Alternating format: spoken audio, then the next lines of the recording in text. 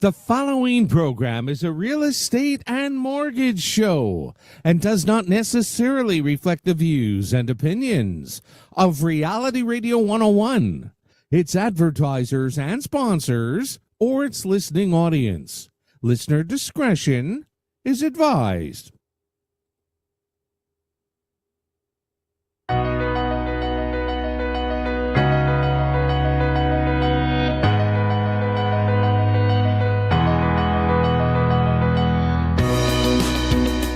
Good morning and welcome to Your Home, Your Money with your hosts, Randy, Jackie, and Anthony, right here on Reality Radio 101.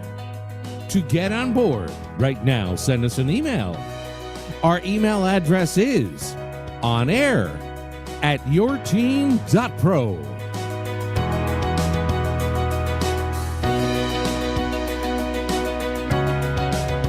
And now, ladies and gentlemen, right to your hosts of Your Home, Your Money, Randy, Jackie, and Anthony. Hello, y'all. Hi, good morning, everyone. Welcome It's back. so flippin' nice out there, hey? It is beautiful. Holy cow, it's like, what is going on? It's crazy. Like, typically, I remember when the kids were younger and we go out for Halloween, like, it was cold then. Sometimes you couldn't even go all the way around the block. It was so cold. And it is like summer. It feels like it. No, not summer. Summer in Newfoundland. I got that wrong. No, not summer, but like early fall. Early fall. Okay. Yeah, I go out in my vest and this, and I'm like sweating. But I'm at that stage in life where I'm always having hot flashes. Lovely. Flashes. Yeah. I mean, when you're married to a hot husband like that, it can happen. Just an accidental glimpse of the eye, checking out the abs. But you're never home, so like Maybe you see me. checking you out is kind of hard these days. Even just the vision. Oh, what's in my head already? Yeah, Okay, yeah. It's not your fault, babes. Anyways, Natural human reaction. okay. Anyways, enough about you.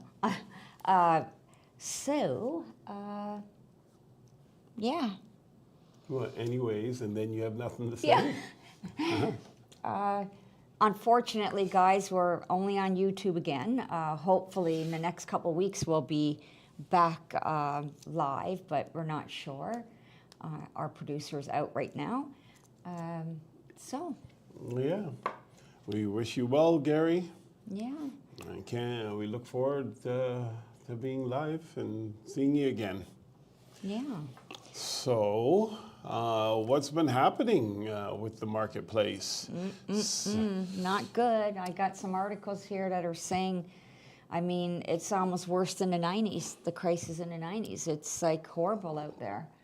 People are losing their homes. People can't close the homes that they, already purchased and waiting to close. It's bad. It's not good out there. But there is some good news. What's that? The Bank of Canada has feeling like they're getting things better under control. So by destroying everybody's lives, they are achieving their mission. Inflation is only 3.1 in October. So that makes them quite happy. And if you lose your home in the process, then that's just part of the game. It's part of the growing up. It's really, really, really, really unfortunate to watch something like this. Yeah. And but it is what it is. It's not much we can do about it. But like we said, inflation's at 3.1%. Bank of Canada overnight rate is at 5%. And they're saying prime's at 7.2. So, but there's a lot of downward pressure on rates right now, especially fixed rates.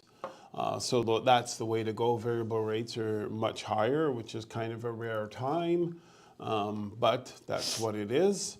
Real GDP growth is down again.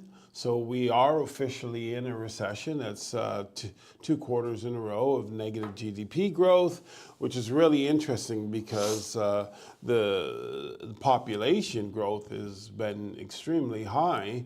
because of the immigrants coming. So it's meant to somehow balance it, but we're still seeing negative growth. So we are definitely full-fledged in a recession.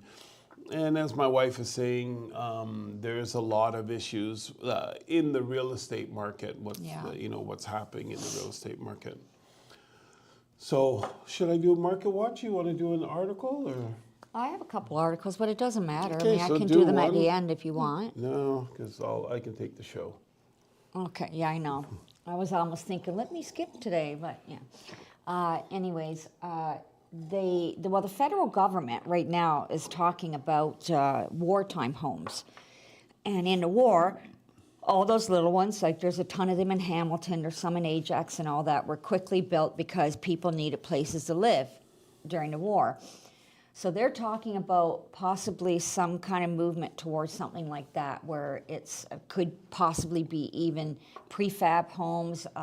Actually, when I was watching a video, they're very, very trendy looking style of homes, but they'll be small that can be built rather quickly. I guess the article that I was watching, the thing that they were saying was that in wartime, the government stepped in and covered some of the costs of the building, and there's nothing like that being talked about right now. But I guess this is their way of trying to say they're trying to move toward helping this horrible situation that's out there. I don't know what you think of that. Yeah, I mean, I guess they're calling the wartime act kind of thing to help to create a standardized blueprints Yes. that are ready to go, so that you pick one of those and you don't have to go through all of the typical channels that you'd have to go to in order to build a home. And so that's really where the advantages. The disadvantages is that what that community looks like after this process has taken place. Because Well, apparently they're only going to have so many that you can view. So they're all, like you said, they'll have certain set. And like I said, I was looking at them and wow, they look very contemporary, I guess, modern contemporary. I guess I would call them. Yeah, so as I was saying, the down part of it is the aftermath when they're finished. So, and what typically happens is that you end up with a community of many of the homes looking the same, and it has very little appeal. You see, right now, if you were to go, a builder goes in any half-decent community, a builder wants to build it out, once it gets down to the nitty-gritty of what your finishings are going to be, the city is very concerned about the style of home that goes, each one of the homes, what is the style? That's why when a builder builds one home, which is, let's call it a 3,000 square foot home, he'll have like 3 different what they call elevations. So it'll have like 3 completely different looks for the same home. Relatively the same home, same size home, but it'll have, very, very different looks, so that 3 people within the community could pick the same home but get completely different looks. And then they are also concerned about the bricks, so they're not allowing the same brick color to be done side by side.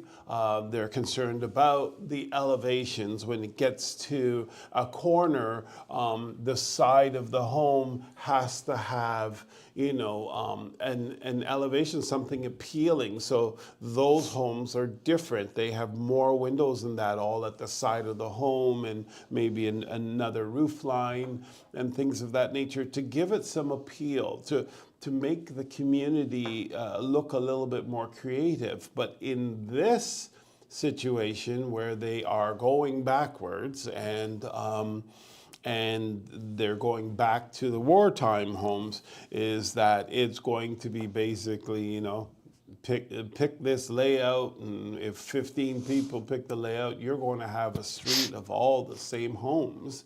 And we've already seen that in areas of Markham and that, and those areas, for whatever reason, end up not looking very good. Well, first of all, they never really did look good because the homes looked relatively the same, and they end up attracting, less money. And so, while it is one option, I think that if they're going to go and use this in order to try to spur home building, I'm not sure if that's the answer. And the reason why I say that is that, yes, it does take some time to go through the city, but I don't think it takes that much more time to go through the building, getting your plans approved. It's a few weeks, that part of it. What I do believe it would do is it would make it easier on the city because, everything is only this way. And as long as people do it that way, it would be easier for them to monitor. But I don't know if that would speed up the system that much. I guess we'll just have to see. I think the other thing is that I think they still have to,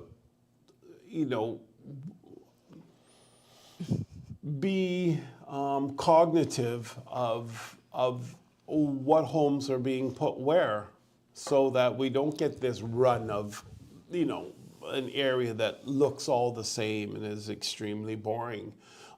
Because it turns out, as human beings, we like to see things a bit creative, a bit different. We like to see some variety. We are concerned about where we live, and so those are all things that are important to Canadians, for sure. And so we'll see how this all plays out. It's going to be interesting. I don't think it's a bad thing. I just think that maybe, they should, instead of having 5 plans, they should have 100 or 500 plans, so that people can be original if they were going to go through with this. And that's my take on it. As an old timer watching things change over time, I do have one interesting ad that I would like to touch base on, and it is in the Western Standard, but it's since then it has exploded into many articles. And what it is the CEO of the Canadian Mortgage and Housing Corporation, CMHC, met with the Senate for National Finance and had a frank discussion.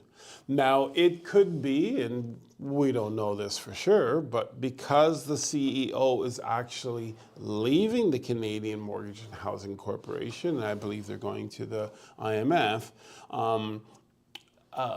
they spoke. Explain to quite everybody frank. IMF. What? Intermediary Monetary Fund, but that's where they're going. It may be, may not be. But the point is they're leaving CMHC, which is more of what the story is. So they had to sit down in front of the cabinet and the Senate and talk about housing. And since CMHC is part of the government, it's the housing arm of the government that insures all the properties that have less than 20% down. They must be insured properties, and CMHC is the government arm of that. And so they have a lot of money, and they tend to be the authority on everything real estate. So, Sorry. yeah, go get a drink, sweetheart. So there's like Bowers testified at the Senate National Finance Committee that there are many factors that contribute to housing production. For example, interest rate trajectories, availability of skilled labor, and local conditions. So interest rate trajectories, we all know that that's, a big problem right now. And availability of skilled workers, like, come on, this is a huge issue. Not only are we short on skilled laborers, but the skilled laborers that we have in the housing market are being laid off. Nobody's talking about this. I was talking to one of the senior guys who does all the steel strengthening for putting up all that big beams and all that stuff for condominiums, and he's been doing it for years. And he said that everybody, they're laying off people left, right, and center. And this isn't making it in the news, but meanwhile, we're trying to get more housing. Like, remember, there's a big push to get more housing. Why? Because our federal government has a big push to bring in more people. And so while the federal government is trying to bring in 500,000 people when we were at 250,000, it turns out that they're bringing in 1 million people. So are we having a problem with housing? Well, at that rate of people coming in, it's going to create a very serious housing issue. And this is one of the reasons why buyers today are not able to experience a price reduction in homes. Home prices are staying strong in spite of all of these horrible conditions. And so buyers really aren't getting relief. They're paying more for homes now than they were in the prime. But I still think that there's the chance that the market may take some more hits. But this article is certainly just going to talk about the factors and what the head of CMHC has said.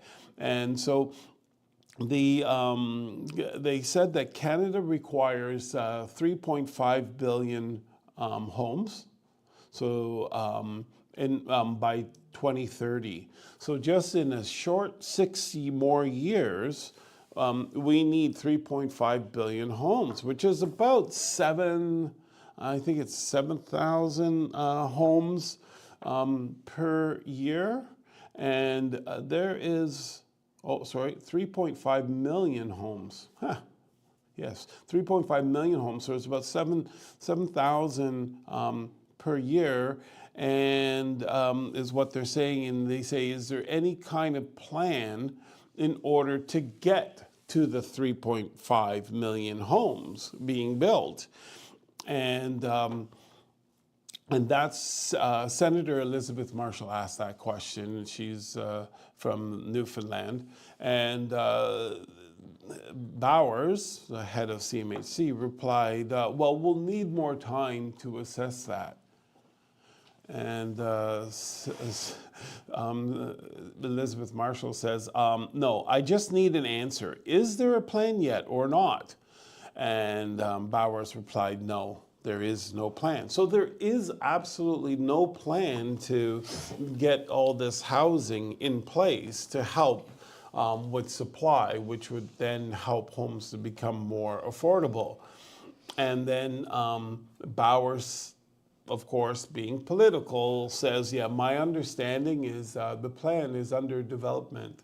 So, that's the easy way of saying, well, yeah, somebody's doing something, but we all know that there's really nothing they can do. And when we dig in a little bit more, we find out why. And the federal housing initiatives announced so far that it really kind of seems to be disconnected, and there's a lack of specific data. So what he's saying is that even though they get on air and they talk some interesting concepts, they're not rooted in specific. They're not specific. They are not in any way, there's no details. They are broad concepts like flying cars. And so that we don't have a lot of time. Immigration is still a major part of the federal government plan, and we need housing, and there is no plan for it. And Marshall says, well, it just seems like things are being done piecemeal. And unfortunately, yes, this is it. So this is like the wartime homes and stuff like that. So what the government is kind of trying to assume, and it's very different from the old War Times Act to this one, is that the old one was the government says, hey, here's an area, let's build all these homes. That's not what's happened now. What they're doing now is, hey, here's a bunch of plans. What do you guys want to do with them? I think it's very, very different.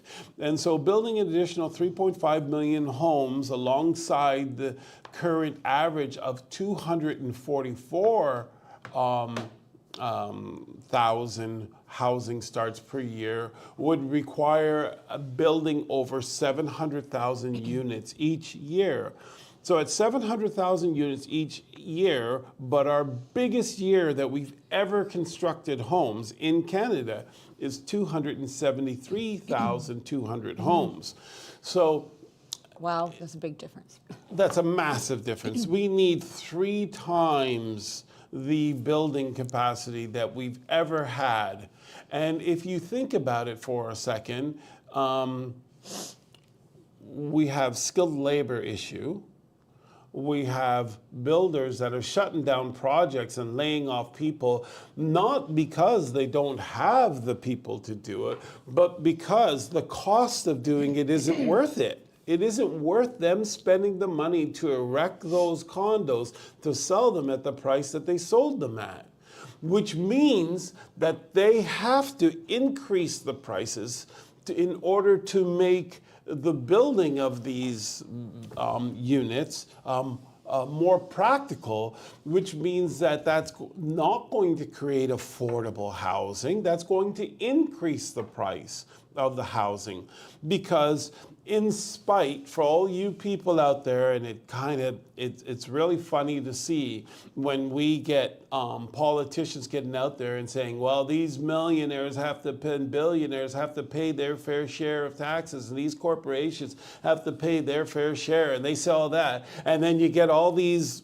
I don't even know what to call them, sheep is maybe one thing to call them, going around saying, yeah, that's what's got to happen. They've got to pay their fair share. Well, I don't know what world you're living in, but if the government increases taxes on any very wealthy person who owns these businesses, they pass that on to the businesses, which means it gets passed on to the consumer, which means you're paying that extra tax.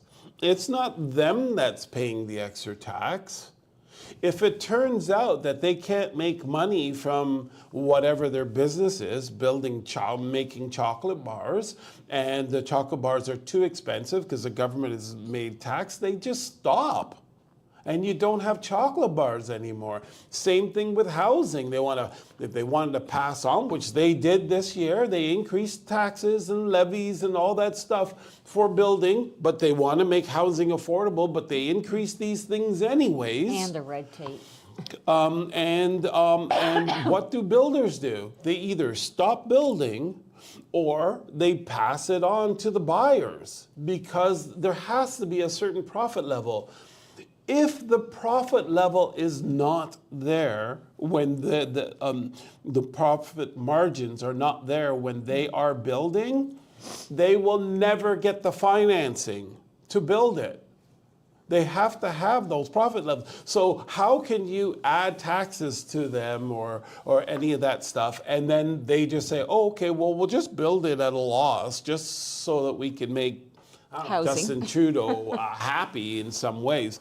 So just understand that that's just not happening. And the fact that we have never, ever crossed 300,000 homes being built in a year, ever, and now we believe that we're going to start pumping out this year, no, next year, because next year is in a few days, we're going to start pumping out 700,000 homes. It's just totally unrealistic. It's not going to happen. So we are going to experience a serious housing shortages. Now, what does that really mean? Well, I mean, it's hard to say because there's a lot of crosswinds.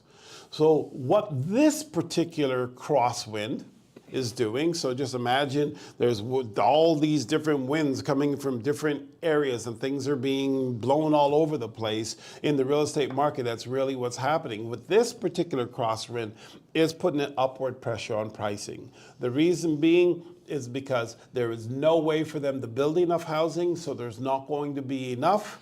And if there's not enough, people have to bid for them. If they have to bid for them, that puts an upward pressure on price. So this particular crosswind is doing that. The interest rates, that's putting a downward pressure on price because it's made houses less affordable. People cannot afford to get the mortgage for the average homes today because, this is another kind of cute and funny thing is that you see, an old timer sitting there in a family meeting and the kids are talking about how houses are so affordable and they say, yeah, when I was younger, we used to pay 14% for interest rates. You guys got it good. Yeah, when you were younger, you paid 14% on $70,000. Not even. That's different. It wasn't on $1.4 million, which is the average price of a home today. So it is a night and day experience. Even at quarter of a point, the homes are very expensive. Never mind at 5 and 6 and 7 and 8%.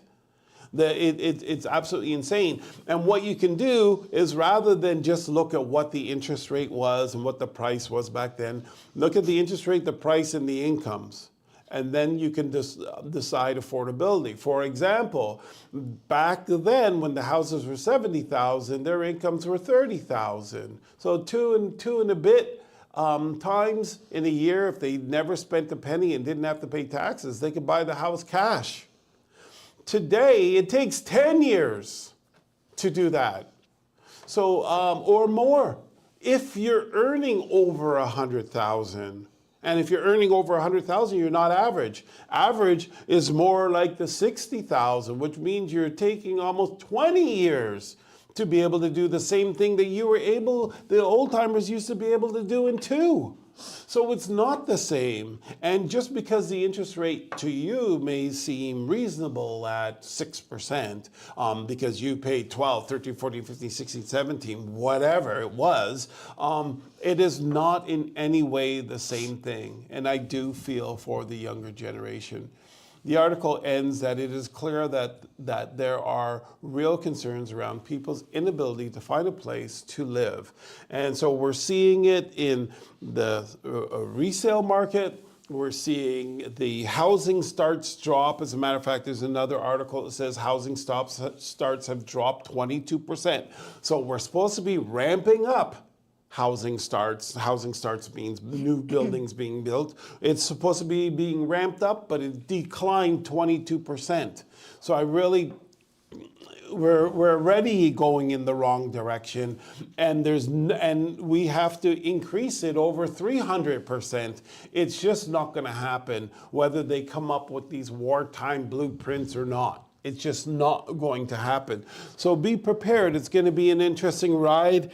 Because of this, there may become a little bit more stability in the house pricing, but that doesn't really help anybody because with high interest rates and high prices means that very few people will be able to afford it, which means that the middle classes basically some of the middle classes out in the streets right now. You know what you hear politicians talking about? They're talking to people who are actually have jobs, they're actually working, and they're living in the streets or in the cars. It's really honestly it's crazy. It's scary. I don't know. I was talking to somebody. That's what it is. Yeah, I was talking to someone the other day, and the sad thing is that who are the people that are affected most? Seniors, who's on a fixed income, a lot of them, right? All the price of everything's going up, gas, groceries, you name it. And then the families that have children that have to give up all their activities. Like what is the government thinking of that? Like, are their children having to give up all their activities to be able to live? It's not cool. No. It's not, and those are the people that are really being affected. And even then, some people are saying they've given up everything: vacations, all their kids' activities, going out, eating out, entertainment, and they still having a trouble paying their mortgage and everything else. Like, it's just ridiculous. It is hard. And another article that I was reading says that we are like pretty much the most expensive country right now to live in. People are leaving. I mean, they're not necessarily leaving Canada, but they're going to like cheaper areas of Canada because you just can't afford it. Yeah. And I notice it when I go to the grocery store because I'm a person who buys shredded cheese and all this and my vegetables cut up. And I'd say that it's almost tripled some of it. Well, you're going to have to learn to cut up your vegetables. I know. Or I'm going to have to get a helper. Who's that? You. What do you mean? So I'm going to cut up You vegetables? may have to start actually doing something at home. Justin Trudeau, you need to change this fast, man. You're ruining everything in our house. 28 years and now you actually have to start doing something. Yeah, this isn't good. This is really bad. This is really bad, Justin. You gotta change things. Or Hurry up and do it. yeah, you gotta change things. Actually, speaking on that note, I think that Justin Trudeau is tone deaf. I really do. Again, we would have to. Oh, but he did sing along with his wife one time. I heard that. No, but why? Why? Well, because he doesn't listen to Canadians. He actually thinks that everything he's doing a good job. That's because people keep voting for him. I don't think that's happening anymore. Wow. I think the poor guy is going on his way out, and he just doesn't recognize it. I have been listening to Pierre Poilievre, and I watched Pierre Poilievre came out with a video, and he, I would say that video was really good for communicating with the masses. But as an insider in real estate, it was like, oh yeah, here we go, another spinster. So, but to the average person, they would think it was good because, it's cutting up and addressing a lot of the concerns that we have. And so, which means he isn't tone deaf. He realizes that these are serious concerns, but honestly, I don't see it getting that much different. I think it'll be better because he's not tone deaf and he is sensitive to the issues, but I do not think in any way that they are going to be solved with any of the things that he's talking about. Although I do like the fact that he says that I don't want to give the municipalities bonus money for for just coming up with new policies and that. He's only going to do it based on productivity. You build more homes, we give you more money. Yes, I read that. And I yeah. like that. Yeah. I will admit that makes sense to me. One of the things that some people aren't going to like is that's like a Donald Trump thing. But you use the funds that you got appropriately. And they're saying a lot of that is not happening. Well, that's because of people like you, bugs and lizard lovers. They're going out and they're spending lizards. money. Hold on, because I love money counting how many because I frogs. love lizards and that the municipality's spending their money wrong. Yeah, because they're spending money counting bugs and lizards, and then telling people that they can't build there because there's 474. Yeah, but you know what? This is the problem. Bugs there, and liver. if you build, there's only going to be 100 but bugs. people like me that love bugs would probably volunteer to go count them. You don't have to pay anybody. Well, then do that so you can save us money. But anyways, one thing I was going to say, because now you're on me there, I'm going to change the subject. They're definitely going to push a lot of the older real estate agents out. I was talking, we had our Christmas party this week, and I was talking to a couple of the people that have been around as long as you, baby. And they're like, this nonsense, I just don't have it in me, I'm just going to retire. because it's just too much. And they're also going to boot out a lot of people that don't have a clientele base, that are struggling as it is with getting deals. They're not going to be able to survive in this market. It's going to knock a lot of people out for sure. I don't want to show any joy for that at all. No, I have no joy for it. Yeah, I don't you think don't. I think it's if you knocked out because you're not working, fine, but because of the government interfering and everything and destroying it, that's a different story. We have to clear the herd, sweetheart. I don't know. You see the evil side. Why don't you go into your market watch after that? Okay, do you got an article you want to do quickly? Well, this one is kind of like, you almost got to show the photos. It's this art dealer in Yorkville that is actually living inside of a 455 square foot Yorkdale apartment. I mean, is that what, the size of an average primary suite in a home? It's bigger than that. That's about 4.5 kids' bedrooms. Huh? About what? 4.5 kids' bedrooms. Okay. 'Cause they're 10 by 10. Anyways, it is such a cute little place he's done, but it's the studio is very old. It's in a very old building, and he's kept with the theme of, you know, everything in here is not all his art and everything is from the 1940s and nostalgic and before, and it's so cute. I mean, the only thing that he's really missing when you look at all the photos is a living room. Because he's got, like, you walk into the apartment and here's a small kitchen, and on the other side of the door is the bed, and then you got this living space, and it's basically a huge dining room table he has there. Which it could, if he didn't have that big antique table, he could have. I mean, it could work for somebody the way this apartment is designed, and it's 455 square feet. Yeah, that's the way of the future. But not only that, though, if you want to be in Yorkville, yeah, because Yorkville's not cheap. Quite an amazing place to be. Everything's happening there. Yeah, they got swanky bars, swanky clothing stores. They got boutique shops. But you see, like, this is the problem with his. He's got this huge table, right? If he didn't have that, he could have a little living space. He wanted a huge table. And his cat's on the table. There you go. But it's really, really cute. Like, I was kind of shocked that, I mean, when they designed this, they definitely did a really, like, here's the kitchen, there's the door, and right there's the bed, right? The studio. I mean, it's not a very big kitchen. You're definitely not storing much in there, but it works. I mean, it works, you know. You did an article, was it you or Anthony, did an article a few weeks back of was it a basketball star and his wife bought a home? Yes, that was me out in Burlington area, mansion, yeah. Give the update. Remind them what the story is, and do you know? Well, what it was it was a crypto king.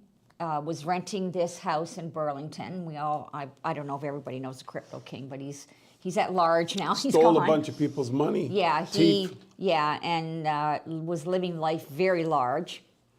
Apparently, the rent on this house was $45,000 a month.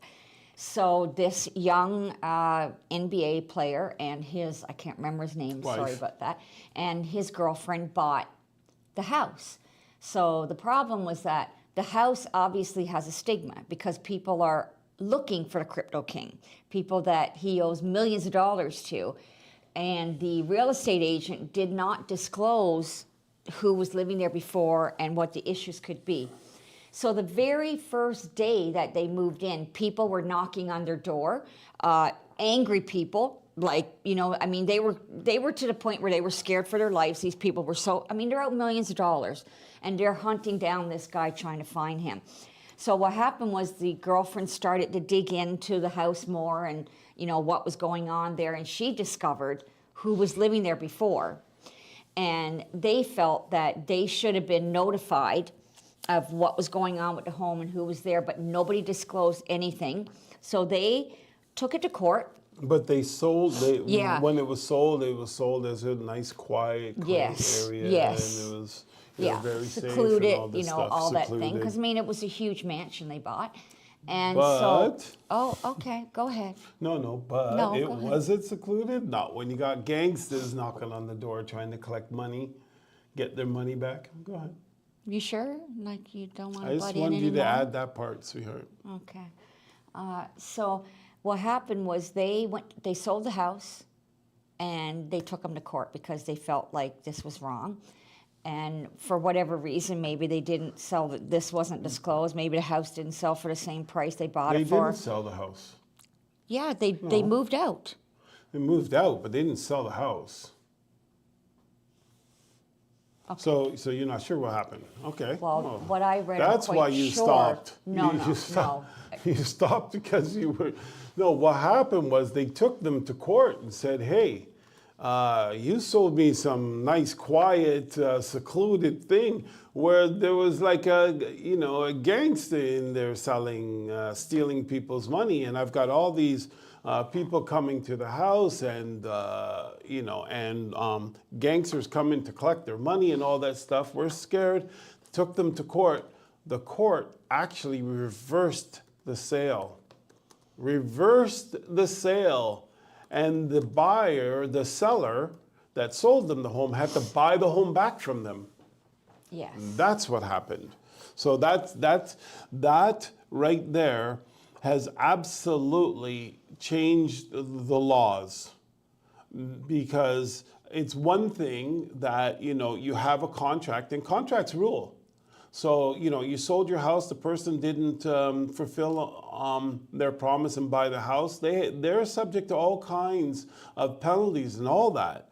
And in this case, not only did they get out of the contract, but they actually reversed it, where it actually sold and closed, and they were able to reverse the closing, so this is brand new legislation that's we don't know how that's going to have an effect on the future of contract But law you when it still comes have to to real have estate. they had a legitimate reason. They did, but Jack, I mean, this they is- said this they is- feared for their lives and everything, so they did. Like, I don't know, I know what you mean. It's going to change whatever, but it's not like you're going to have a logical, really good reason and have money to go and sue somebody. So. I think regardless of the reason, the house went through the entire process. And I'm through the sorry, ent- guys, I don't remember very well, so that's why I couldn't remember the outcome. Yeah, no, what it was is you were too busy trying to tell me that I should let you continue being wrong, when it was a good thing that I stopped you. And yeah, that's right. So the main point here is that the deal actually closed. So that's a lot Yeah, of they moved in. a lot of legal knots were tied. And I don't even know how you could begin to untie them, never mind untie the contract. Mm-hmm. So, like I say, this is a case that is it's the first of its kind, and it's going to have some pretty serious implications moving forward in real estate contract law. So, we're gonna see how that plays out. Okay, so Market Watch, what's been happening? Well, sales are down 6%. 1143. Sales are down 6%. So we are continuously declining. Just to give you, I guess, an idea of what that kind of means.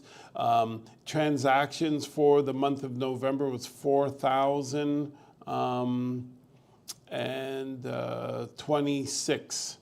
And so I think we haven't had such low transactions since the 90s. So it's been quite some time ago. New listings are up 16.5%, and active listings are up 40.7%. So there's quite a few listings that are on the market, and that would explain a downward pressure on price, but prices remained fairly level. So obviously there's other crosswinds happening. Prices were actually up 0.3%. So you can honestly say they were stable. Days on market, well, it looks like things are up 13.6%. So that means that it's taken longer to sell the homes today. Average price of a detached home, like we said, is 1.403. 500, so approximately 1.4 million for the average detached home across the GTA.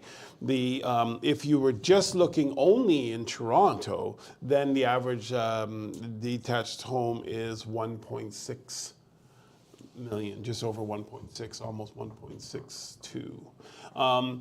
Semi-detached home is over $1 million. The average semi-detached home is a little over $1.06 million.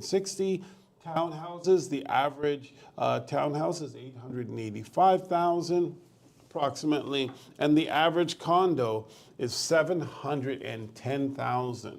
So these prices are quite high. Here are some things to look at. So while there were 4,236 sales, the average price being $1,082,179. And median price was below that. Median price is $927,000, so almost $930,000 for the median price in Toronto. Now, new listings came in at 10,545, which is a fair number. Sales to new listings. Sales to new listings is basically like a supply and a demand metrics and where they meet, and they meet at 46.2%. Which is the balanced market zone. So the sales to new listings is saying and claiming that we are in a balanced market environment, even though the environment does feel like a buyer's market. The other supply and demand trend is months of inventory, which is at 2.4 months. Now that's a seller's market area, and so it means that if no more homes were to come on the market, they would all sell out. We'd have no more inventory in 2.5 months. So we have indicators of demand, supply and demand that are very strong. We have the sales and new listing trend being in the balanced market zone, and we got months of inventory in the seller's market zone, but everybody's feeling like it's kind of a buyer's market. And so the reason why we're feeling that is because of the government legislation, the pressures that government's putting on it with the policies and procedures that they have, that you have to, the interest rates have ballooned up, and then you have to have a stress test of an additional 2%. And then there are a whole bunch of policies and restrictions being put on the banks and how they can lend their money. There's a shrinking of the monetary pool. All these pressures are causing the market to not be able to feel the way it is actually reacting. So government legislation is actually forcefully changing the tides and the winds within the real estate marketplace. So like the weatherman says, it's 24 out there, but it feels like 30. It's like, okay, we got a balanced to seller's market, but it feels like a buyer's market, and that's really what's happening. The average sales to listing has come into normal range, is at 98%. What that means is that when you put a property on the market, there's about 2% negotiation room on average for the average home. Now, it depends what area you're looking in. Like if you're looking in Pickering, there's very little negotiating room. It's actually saying on average it's 100%. But if you were to go to Caledon, they're at 94%. So they got like 6% negotiating room. So I think it's really important if you are out there buying that you get this information from your realtor if they know how to get it. If they don't, you can always just call us. We'll give you that number. We don't want to interfere with your relationship with your realtor, but these are important numbers to help you to understand the marketplace in which you are trying to conduct business in. Like we say, things are taking a little bit longer to sit on the market, and because of that, buyers are kind of taking their time. They might see a good home, and they might say, well, you know what, I just want to wait and see what happens. And they're sort of testing the winds. Our advice with clients right now is to get out and test it. If you are looking to buy, and some of them are looking to buy right now, and get out there, see properties. Don't go out there with the intention to buy necessarily. Go out there to learn the marketplace, and then once you've learned the marketplace and gotten some of our stats on that marketplace, then you will begin to really have a good understanding of it.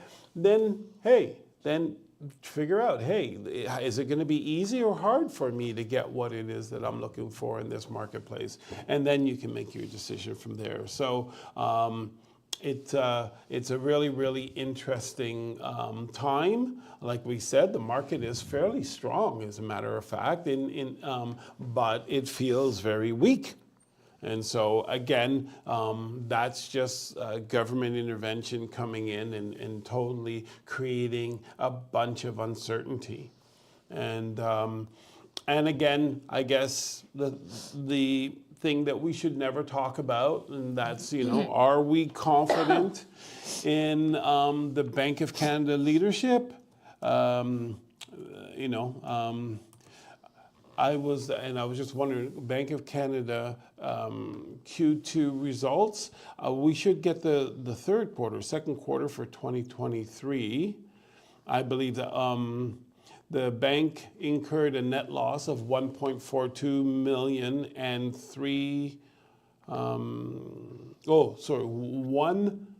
not 0.42, 1,492, which means 1,492 million, which is $1.4 billion they lost, and $3 billion for the 3 and 6 month periods. Because they got it all messed up how they put the numbers out, so they don't have billion there, Well, I guess, is it? I think it's because they're used to the numbers being in millions. They've never ever experienced losses before, and so I think it's sort of they're used to it. But now the numbers are no longer millions or hundreds of millions. They're now thousands of millions, which is billions.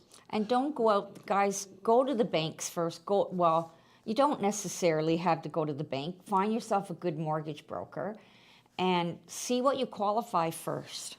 Don't go out there and start looking at properties without knowing what you can afford.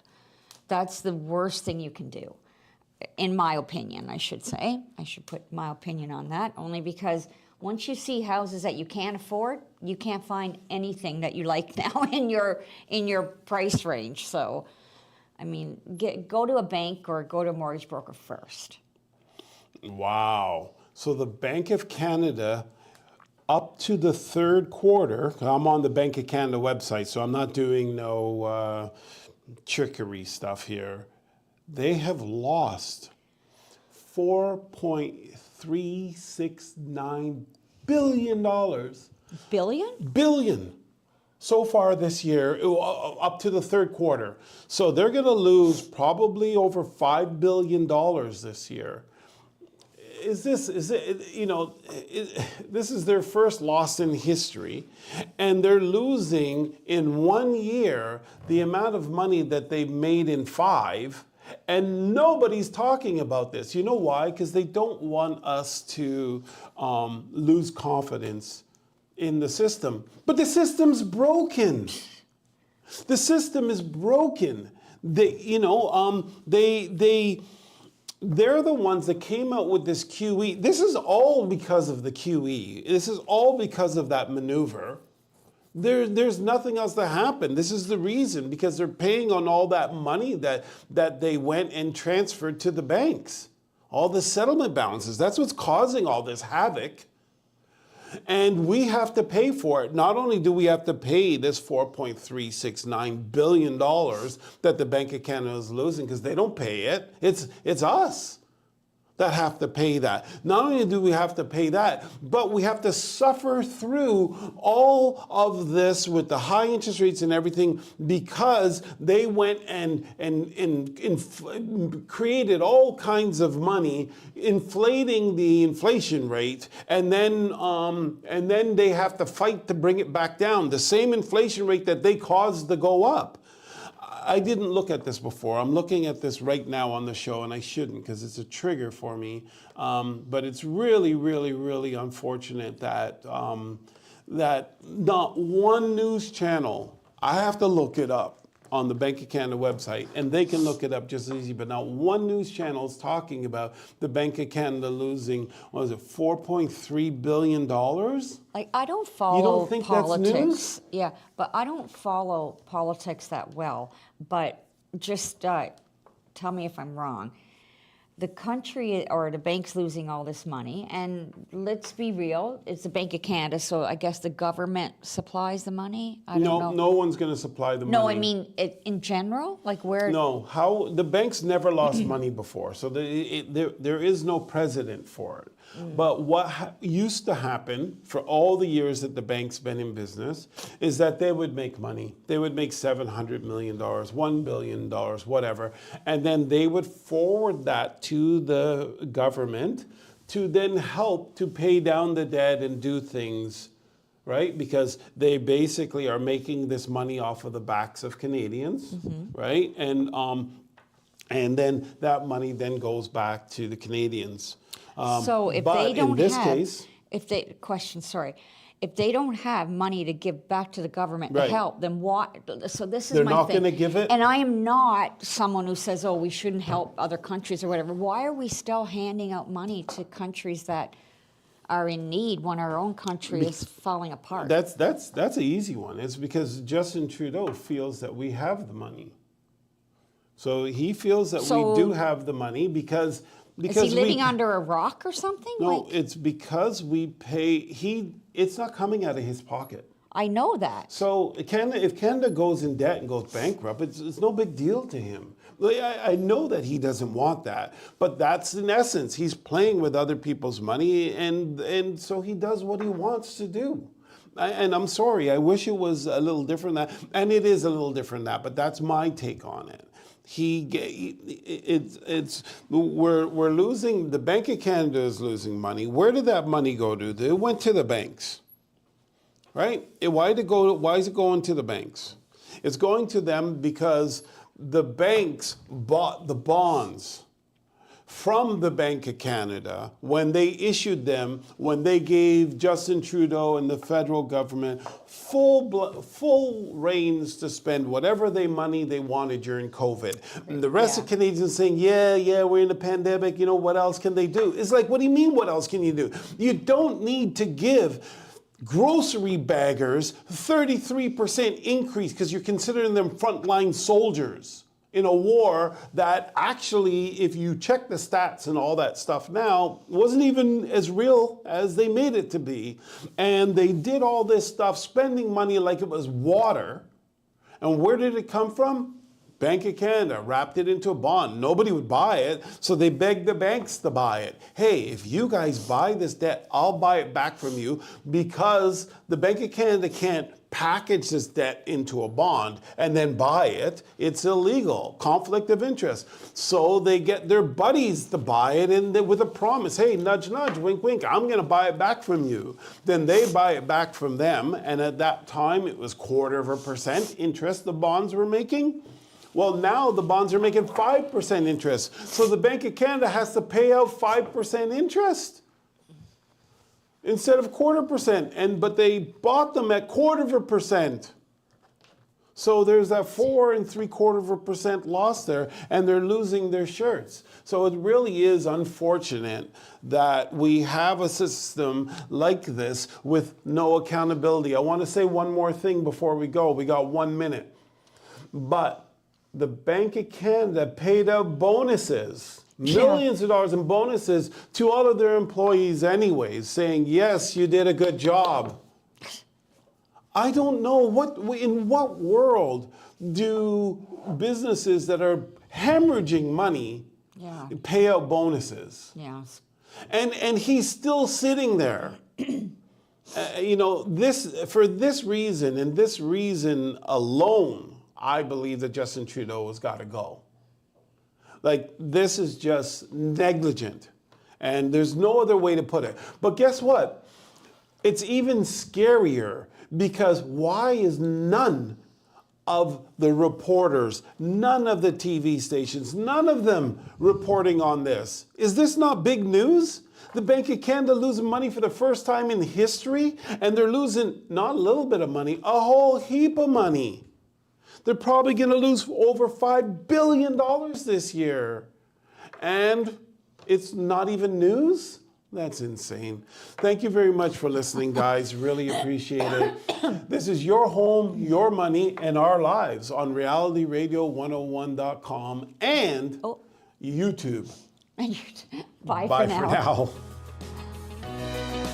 Thank you for listening to Your Home, Your Money with your hosts, Randy, Jackie, and Anthony, right here on Reality Radio 101.